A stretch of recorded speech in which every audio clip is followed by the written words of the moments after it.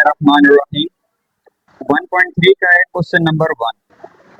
सब बुक्स निकालो। Book board में क्वेश्चन नहीं लिखता क्योंकि जगह कम होती है।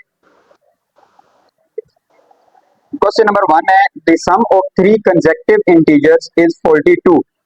Find three integers. Consecutive integers, आप इस बात का मतलब ये समझ लो कि तरतीब से तीन इंटीजर्स ऐसे लो जिनको सम करने से 42 बन जाए। मेरी बात अभी आपको समझ नहीं आएगी, जब मैं बोर्ड के क्वेश्चन सोल्व कर लूंगा समझ आ जाएगी, लेकिन एग्जांपल आपको समझ आएगी। अगर मैं इसकी जगह पर लिख दूं the sum of three integers is 6, three consecutive integers. अब आप देखो 1 2 3 ये तीनों सेम है, मतलब कि साथ साथ आ रहे हैं ना। 1 2 3, 1 के बाद 2, 2 के बाद 3 आ रहा है, मतलब बीच में डिफरेंस नहीं है किसी का, यानी 1 के बाद 3 नहीं आ रहा। अब इन तीनों को ऐड करो तो 6 बनता है। तो ये सेंटेंस बिल्कुल करेक्ट है। The sum of three consecutive integer is 6 और फाइंड 3। ये फाइंड कौन से होंगे? जब मैं 6 बोलूंगा तो 1 2 और 3 होंगे। और जब इन्होंने बोला कि 42 है, इन्होंने क्वेश्चन में हमें सवाल किया है कि the sum of three consecutive integers, आप कोई सी थ्री कंसेक्टिव इंटीजर्स मालूम करें जिनका सम 42 की इक्वल हो। ये कैसे फाइंड करते हैं मैं अभी आपको बताता हूँ। आप लेट कर लेंगे, let three consecutive integers. Let क्या होता है? फर्ज किया, सपोज इसे आप बोलते हैं, ठीक है। Late three consecutive integers is, अब आप यहाँ पे कौन से लोगे? अब आपने सपोज करना है यहाँ पर, तो आप नंबर तो बिल्कुल नहीं ले सकते। तो सपोज करोगे आप एक इंटीजर लोगे x, दूसरा लोगे x+1 और तीसरा लोगे x+2। हमें 3 लेने थे। अब मैंने ये क्यों लिए, इस पे आप फोकस करना। जैसे मैंने 6 की एग्जांपल दी थी, पहला मैंने 1 लिया था, जो दूसरा इंटीजर था वो 1 से एक कदम आगे था। जैसे पहला इंटीजर मैंने x सपोज किया है, तो अगला उससे एक कदम आगे है, यानी कि x+1 है। जब मैंने 1 लिया था एग्जांपल में, तो अगला 2 था, 1+1 2 था, और उससे अगला फिर एक और कदम आगे x+1 है तो x+2 होगा। ये बात समझ आई मैंने कैसे सपोज किया? कोई इशू तो नहीं है इसमें? क्लियर होगी बात? अब आगे क्वेश्चन आसान है आपको। कैसे? उन्होंने कहा है कि इन तीनों का सम क्या है? 42 है। बुक पे लिखा हुआ है ना, the sum of three integers is 42। तो आप इन तीनों का सम करोगे, x plus x+1 plus x+2 is equal to 42। बात समझ आ गई यहाँ तक? सम मतलब होता है एडिशन, जमा करना। ये क्वेश्चन के स्टार्ट में बोला गया है यहाँ पर। अब मैंने आपको एक बात 1.2 में बताई थी कि हमेशा x वाली रकम x वाले में ऐड होगी, और सिंपल नंबर्स में ही ऐड होते हैं। कभी भी दो अलग अलग चीजें ऐड नहीं हो सकती। क्या आप लड़के और लड़की को ऐड कर सकते हो? दो लड़के खड़े होंगे तो आप बोल दोगे दो लड़के खड़े हैं। अगर एक लड़का और एक लड़की होगी तो आप बोलोगे एक लड़का और एक लड़की है। ऐसे ही है, ये भी वैसे ही होगा। कितने x है? 1 2 3, x प्लस x 3x है, तो आप लिख दोगे 3x। और फिर नंबर्स कितने हैं? 1 और 2, 2 है, यानी दोनों प्लस हो रहे हैं 1 और 2। ये क्या हो जाएगा? 3 इज इक्वल टू 42। क्या बात समझ आ गई मेरी आपको? गुड। हमने सबसे पहले वैल्यू किसकी फाइंड करनी है? आपने सबसे पहले वैल्यू x की फाइंड करनी है। समझ आई मेरी बात? तो x तो ये, पहले इस 3 को खत्म करना है। ये 3 यहाँ प्लस का है, जब ये 3 इक्वल के दूसरी तरफ जाएगा तो साइन चेंज हो जाएगा इसका। जो चीज प्लस की है वो चीज माइनस की हो जाएगी। अगर ये माइनस का होता तो इक्वल का जाके ये प्लस का हो जाता। तो 3x is equal to 42 minus 3, और 3x इज इक्वल टू 39। यहां तक बात समझ आ गई?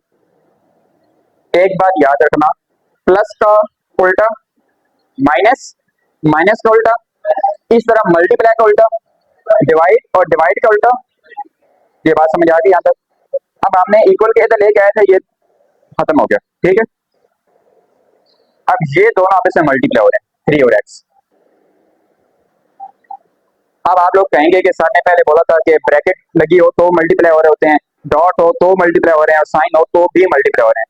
इसमें तो तीनों में कुछ भी नहीं है। एक बात याद रखना कि जो ये एक्स वाई जेड होते हैं, इस तरह के और भी वेरिएबल्स होते हैं, इनको हम वेरिएबल्स पढ़ते हैं। इंग्लिश के लास्ट जो कुछ वर्ड्स होते हैं, 8 9 वर्ड्स होते हैं इंग्लिश के अल्फाबेट्स में से, ABC तो सबको आती होगी, उसके लास्ट में से 8 9 वर्ड्स होते हैं, उनको वेरिएबल्स बोलते हैं। ठीक है। और वेरिएबल्स और दूसरे जो रियल नंबर्स होते हैं 1 2 3 4 से आगे जितने भी ऑन वर्ड्स हों, उनको हम कॉन्स्टेंट्स बोलते हैं। कॉन्स्टेंट्स और वेरिएबल्स जब दोनों साथ आ जाते हैं, दरमियान में कोई साइन भी ना हो, तो वो मल्टीप्लाई हो रहे होते हैं। मेरी बात समझ आई आप सबको? अब ये कांस्टेंट है और ये वेरिएबल है, ये दोनों साथ आ गए तो ये दोनों मल्टीप्लाई हो रहे हैं। हमें सबसे पहले मालूम क्या करना था? एक्स मालूम करना था। तो एक्स हम इधर ही रखेंगे, 3 मल्टीप्लाई हो रहा है ना, इक्वल का तो जाएगा तो क्या हो जाएगा? डिवाइड हो जाएगा, क्योंकि मल्टीप्लाई का उल्टा डिवाइड होता है। X is equal to 39 divided by 3। यहां तक मेरी बात आप सबको समझ आ गई? तो नेक्स्ट मैं यहां पर कर रहा हूं। तो x इज इक्वल टू 39 को 3 पे डिवाइड करोगे आप लोग तो 13 आएगा। अब ये बात समझ आ गई यहां तक आपको? यहां तक ये क्वेश्चन बहुत आसान था अगर आप समझ के करो तो। आप फोकस करो तो इन 3 कंसेक्टिव इंटीजर्स में से एक इंटीजर आपके पास आ गया, 3 फाइंड करने हैं। जब एक आ गया, दूसरा क्या है हमारे पास? x प्लस 1 है। तो अब बात गौर से समझना, x ये आया, अगर हम प्लस 1 यहां पे लगाएंगे तो प्लस 1 यहां पर भी तो लगाएंगे। जो चीज इक्वल के इधर ऐड करेंगे वही चीज इक्वल के इधर भी तो ऐड करेंगे। बात समझ आई? तो अब x प्लस 1 किसकी इक्वल हो जाएगा? 14 की इक्वल हो जाएगा। बात समझ आ गई मेरी? ये अब हमारे पास कितने इंटीजर्स आ गए?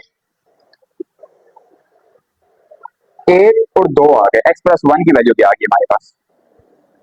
अभी हमने तीसरा फाइंड करना है, x प्लस 2।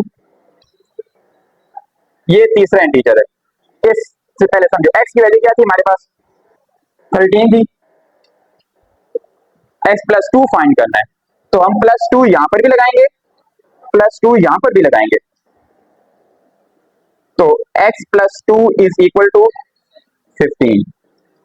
अब आपका ये आंसर है। अभी आप एक बात पे फोकस करो कि मैंने बोला था कि 3 consecutive integers, step by step. पहला क्या आया? 13 14 15। आप तीनों को ऐड करो, 42 बनेगा। बेशक आप रफ में कर लो 13, अब 14 और 15 बनता है 29, 29 प्लस 13 42 बनता है। मेरी बात समझ आ गई आपको? इस क्वेश्चन को नोट डाउन कर लो, फिर मैं आगे फर्स्ट का आपको अगला पार्ट कराता हूँ, आगे क्वेश्चन करवाता हूँ। क्वेश्चन नंबर 2 है, उन्होंने कहा है कि the diagram shows right angle. अब राइट एंगल किसे कहते हैं? राइट एंगल उसे कहते हैं जिसमें 90 का एंगल आ रहा हो। आपने कभी ज्योमेट्री सीखी है पिछली क्लासेस में? राइट एंगल कहते हैं 90 का एंगल। डी है किसी के पास? छोड़ो, आपके पास जो डी टाइप ज्योमेट्री में होता है स्केल, वो इस टाइप का होता है, देखा होगा सबने। तो उसमें सबसे ऊपर यहाँ पे 90 लिखा होता है मिड में। इसका मतलब क्या होता है कि 90 का एंगल हमेशा स्ट्रेट होता है, सीधा। इन्होंने कहा है कि दी राइट एंगल, आप एक डायग्राम बनाओ लेकिन उसमें राइट एंगल होना चाहिए। डायग्राम उन्होंने बना के दिया। अब देखो कि ये जो एंगल है ये राइट एंगल है, आपका स्ट्रेट लाइन है, 90 का एंगल राइट एंगल। आगे उन्होंने बताया है कि in which length A C is √3 plus √5। कहते हैं ए सी की जो लेंथ है ये वाली √3 प्लस √5 सेंटीमीटर है, ये उन्होंने खुद दी है। द एरिया ऑफ, अब आगे उन्होंने जो ट्राइंगल का निशान बनाया हुआ है इस टाइप का, इसे बोलते हैं ट्राइंगल, उर्दू में मुसल्लस बोलते हैं। Triangle A B C is, कहते हैं कि इसका जो एरिया है वो भी दिया है 1 प्लस √15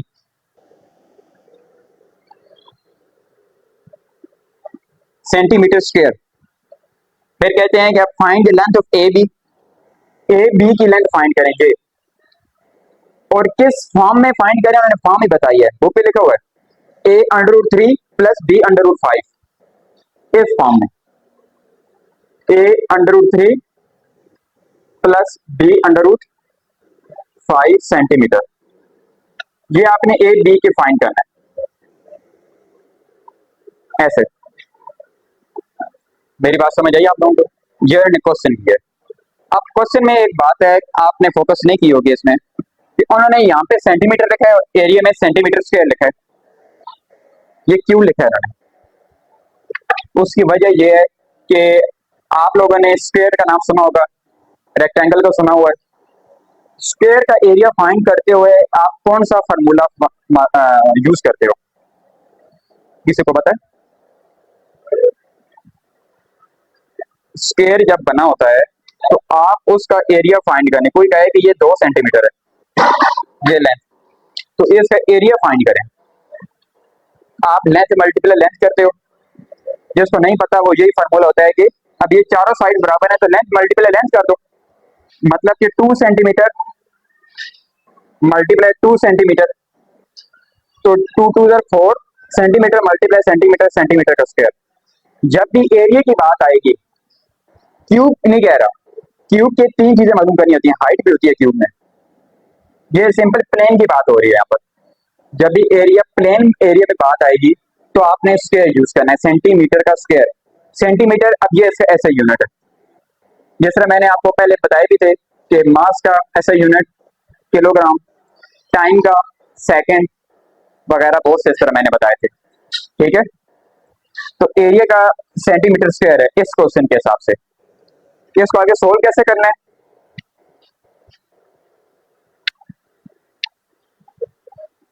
एरिया का फार्मूला यूज होता है यहां पर,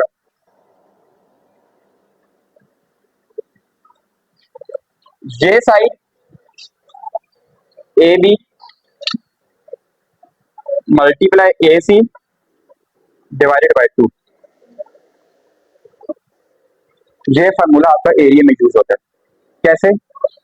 अब ये लाइन तो इन दोनों से बड़ी है, ऐसा ही है, ये लेंथ दोनों को मल्टीप्लाई करो, 2 से डिवाइड कर दो तो ये चीज आ जाएगी हमारे पास, इसका एरिया आ जाएगा। इसके अंदर कितना एरिया है, एरिया आप मालूम करना हो ना किसी चीज का, वो ये एरिया होता है अंदर साइड पे जो होता है, ये इसका एरिया निकल आएगा। एरिया का फार्मूला पता चल गया, इसके मुताबिक क्या होता है? गुड। अब हमको जो चीज दी गई है हम वो पुट कर देंगे। उन्होंने हमसे क्वेश्चन में क्या चीज मांगी है? उन्होंने हमें क्वेश्चन सी मांगा है कि ए बी फाइंड करें और वो इस फॉर्म में हो, a√3 b√5 की फॉर्म में हो, ये चीज मांगी है उन्होंने हमसे।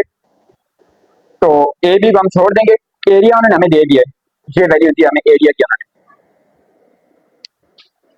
तो 1 प्लस √15 इज इक्वल टू, ये एरिया की जगह एरिया की वैल्यू लिख देंगे। फार्मूला आपको ठीक आना चाहिए, क्वेश्चन आगे मुश्किल नहीं है। Is equal to A B हमने फाइंड करना है, तो ए बी को हम वैसे ही सेम लिख देंगे, मल्टीप्लाई ए सी की वैल्यू उन्होंने हमें ये दी है, ए सी की वैल्यू ये वाली है √3 प्लस √5 और नीचे 2 है। जो चीज हमने मालूम करनी होती है हम उसको पूरी तरह अकेला कर देते हैं। पिछले क्वेश्चन में x मालूम करना था, हमने x को एक तरफ रख दिया, बकाया सब एक तरफ ले गए क्वेश्चन नंबर 1 में, ऐसे ही किया था हमने।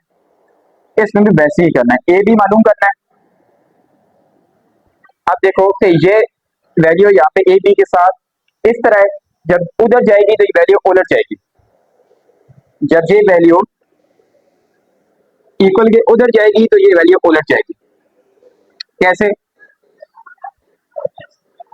1 प्लस √15 वैसे ही होंगे, ये वैल्यू तो जाएगी तो 2 ऊपर चला जाएगा, 2 ऊपर चला जाएगा और ये वैल्यू नीचे आ जाएगी, √3 प्लस √5। यहाँ पे क्या रह गया सिर्फ ए बी। आप सबको मेरी ये बात समझ आ गई या इसमें कोई डाउट है? स्टेप में एग्री है सब? गुड। और अब हम ए बी को इधर लिखें या उधर लिखें, कोई मसला नहीं है। जिस तरह 3 + 2 = 2 + 3 होता है, तब ये वैल्यू हम इधर लें उधर लें कोई इशू नहीं होता, कम्यूटेटिव लॉ होल्ड करता है उसमें भी और इसमें इशू हो गई। तो हम इसको ए बी को तो ले जाएंगे, = 2 1 + √15 डिवाइडेड बाय √3 + √5। आप आगे देखना,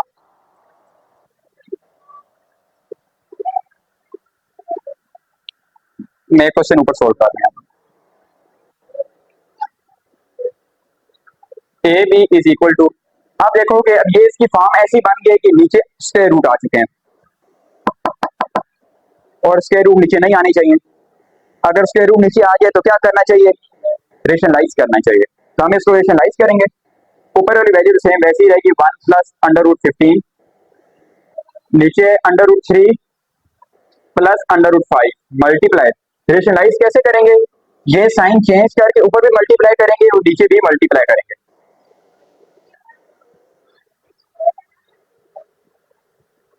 मेरी बात आप सबको समझ आ गई ये वाली, इस इक्वल टू ये 2 वैसे ही रहेगा,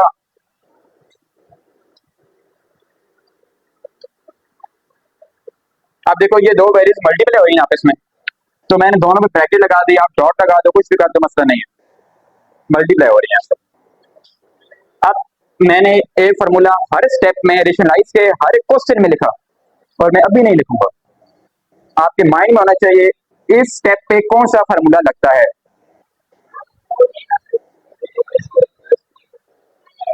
a + b, पहली वैल्यू की मैंने हमेशा एक है, a + b और a - b किसके इक्वल होता है, a² - b का स्क्वायर। सबको पता है ये बात, कोई इशू तो नहीं है। ए देखो यहाँ पे पहली वैल्यू a है, दूसरी b है, ये भी सेम है, √3 और 5 है, ये भी √3 और 5 है, तो a + b और a - b किसके इक्वल होता है, a² a क्या है √3 a का स्क्वायर माइनस b है हमारे पास √5, तो ये हो गया b का स्क्वायर। समझ आ गई। अब आगे 2, अब ऊपर वाली वैल्यू मल्टीप्लाई होंगे आपस में, सब ये ब्रैकेट लाजमी लगानी है आपने क्योंकि बाहर 2 है। 1 पहले 1 इस पूरी वैल्यू से मल्टीप्लाई होगा, मल्टीप्लाई के लिए मैंने ब्रैकेट का इस्तेमाल किया, ठीक है। फिर प्लस √15 इस पूरी वैल्यू से मल्टीप्लाई होगा, प्लस √15 √3 और माइनस √5 से मल्टीप्लाई होगा।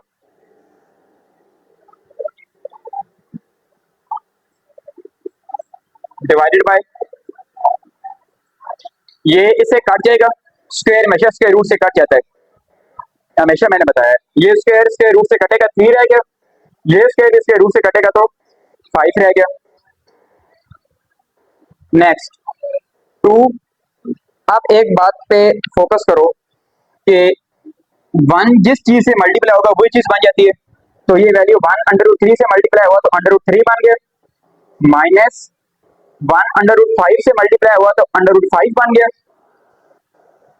प्लस √15 मल्टीप्लाई √3 मतलब 15 को 3 से मल्टीप्लाई किया गया है, तो ये हो जाएगा 45 √45। मल्टीप्लीकेशन तो आपको आती होगी क्योंकि √15 या √3 से मल्टीप्लाई हुआ 15 3 होता है 45, फिर √15 √5 से मल्टीप्लाई होगा, ये प्लस और ये माइनस है, प्लस माइनस माइनस हो जाते हैं और ये हो जाएगा 75, 15 5 से मल्टीप्लाई हो तो 75 बन जाता है। अब 3 में से 5 माइनस कर दो, 3 - 5 2 तो बचता है, लेकिन बड़ी रकम के साथ जो साइन होता है वो लगाते होते हैं, बड़ी रकम के साथ माइनस का साइन है तो माइनस लगा देंगे, ये तो ये 2 और ये 2 आपस में कट जाएंगे और ये माइनस रहेगा, ये माइनस हम ऊपर लिखेंगे, ठीक है, माइनस खत्म नहीं होगा, 2 और 2 कटे हैं, माइनस से माइनस नहीं है, पर माइनस नहीं है तो माइनस नहीं कटेगा, तो ये ऊपर से a और b साथ आता जा रहा है, तो a और b = माइनस वैसे ही होगा, under root 3 minus under root 5 plus 45 का एलसीएम जब आप लोग लोगे तो मैं यहाँ पे लेता हूँ आपके सामने ताकि आपको कोई डाउट ना रहे। 45 का एलसीएम लो तो 3 का टेबल जाएगा, 3 5 15, 5 1 5, ठीक है। और इसी तरह 75 को भी साथ लेता हूँ मैं, यहाँ पे जाएगा सबसे पहले 5 का टेबल,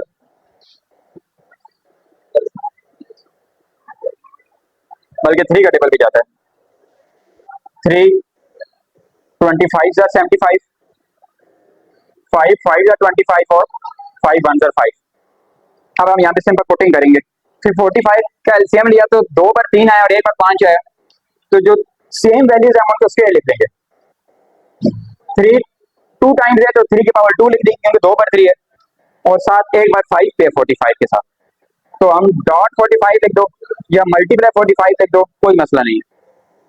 तो माइनस 75 का एलसीएम लिया तो 2 बार 5 आया और 1 बार 3 आया, तो 3 तो वैसे ही लिख देंगे, 5 2 बार है तो 5 की पावर 2 कर देंगे हम। समझ आ गई यहाँ तक बात? और फिर ए बी बार होगी माइनस, इस बार के मतलब है ना वो जो मैंने डायग्राम बनाई थी, इस बार का मतलब है वो हम लेंथ फाइंड कर रहे हैं, इस लाइन का मतलब लेंथ होता है, तो माइनस ये अंडर रूट 3 वैसे ही माइनस अंडर रूट 5।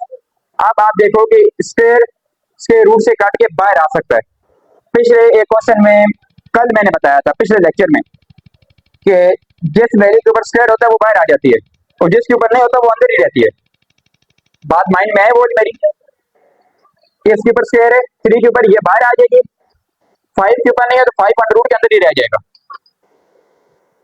इसी तरह माइनस, अब 5 के ऊपर स्क्वायर है, 3 के ऊपर नहीं है, तो 5 के ऊपर स्क्वायर है तो 5 बाहर आ जाएगा और 3 अंदर रह जाएगा। ध्यान दे, मेरी बात समझ आ गई? एक step, A B bar is equal to, आप देखो मैंने अंडर रूट को हमेशा स्टार्ट से समझाने के लिए एक वर्ड यूज करता हूँ, टॉफी का। अंडर रूट 3 को अगर आप टॉफी का नाम दे दो, ये एक टॉफी है, और यहाँ पे अंडर रूट 3 और कौन से, ये वाला है, ये एक टॉफी है और ये 5 टॉफियां हैं, और ये माइनस का साइन है। ये देखो, ये एक अंडर रूट 3, ये 5 अंडर रूट 3 है, लेकिन ये माइनस का है, तो एक टॉफी माइनस 5 टॉफियां कितनी हो गई, 4। माइनस बार चलाते रहना, माइनस को छेड़ना नहीं, वो आखिरी स्टेप में करेंगे। तो 4 अंडर रूट 3 तो आ जाएंगे, याद रखना यहाँ पे अंडर रूट 3 की जगह टॉफी लिख देना। तो अब बड़ी रकम के साथ माइनस है तो आप यहाँ पे माइनस लगाओगे साथ, तो उसके बाद अंडर रूट 3 वाला मामला हल हो गया। पीछे 2 वैल्यूज रह गई, ये वाली। अब आप अंडर रूट 5 को टॉफी बोल दो, चॉकलेट बोल दो, जो भी बोलते हो, क्वेश्चन ठीक सॉल्व होना चाहिए। ये एक टॉफी है, ये 3 है, लेकिन इसके साथ माइनस है, 3 में ये माइनस है और ये प्लस है। अब 3 में से एक निकाल दो तो 2 रह जाएंगे, यानी कि 2 अंडर रूट 5 रह जाएंगे, एक under root 5 plus 3 under root 5, जो एक है वो माइनस का है, तो ये रह जाएंगे प्लस 2 अंडर रूट 5। यहाँ तक बात समझ आ गई मेरी? गुड। तो अगला स्टेप कैसे होगा, इज इक्वल टू, ये माइनस जब ब्रैकेट के अंदर जाएगा तो सब साइन चेंज कर देगा, तो ये माइनस का 4 अंडर रूट 3 है, ये प्लस का 4 अंडर रूट 3 हो जाएगा, ये प्लस का 2 अंडर रूट 5 है, ये माइनस का 2 अंडर रूट 5 हो जाएगा। आपको मेरे ये क्वेश्चन समझ आया? इस क्वेश्चन में कोई किसी किस्म का किसी भी स्टूडेंट को कोई डाउट है बोलो। ये स्टेप कैसे हुआ है, अंडर रूट 15 जब अंडर रूट 3 से मल्टीप्लाई हुआ है, ये 1, देखो ये दो चीजें मल्टीप्लाई हो रही हैं आपस में, मैंने इन दोनों को मल्टीप्लाई किया, पहले 1 को इस पूरी के साथ मल्टीप्लाई किया, फिर प्लस अंडर रूट 15 को इस पूरी के साथ मल्टीप्लाई किया। आप स्टेप समझ आ गए? नीचे कोई डाउट है? आप इस किसी को कोई डाउट नहीं है, इसको नोट डाउन कर।